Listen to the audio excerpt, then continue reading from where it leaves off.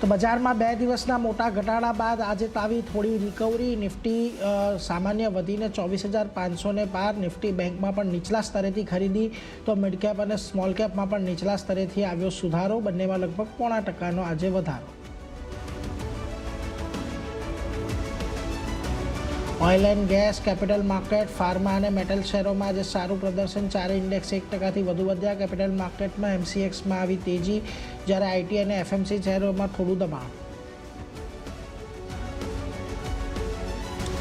All India પર city અને JP Morgan તરફથી પોઝિટિવ આઉટલુકના અપડેટથી શેરમાં આવ્યો 3%થી વધુનો ઉછાળો. આંતરરાષ્ટ્રીય બજારમાં કોલસાના ભાવ અને મજબૂત ટી ઓક્શનની નજીકના ગાળામાં તેજી ટેકો મળવાના સંકેત.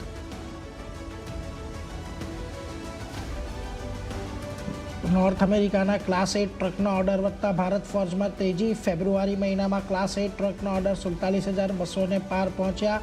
સપ્ટેમ્બર 2022 બાદ રેકોર્ડ સ્તરે પહોંચ્યા ઓર્ડર સાથે જ રામકૃષ્ણ ફોર્જિંગમાં પણ આવી તેજી.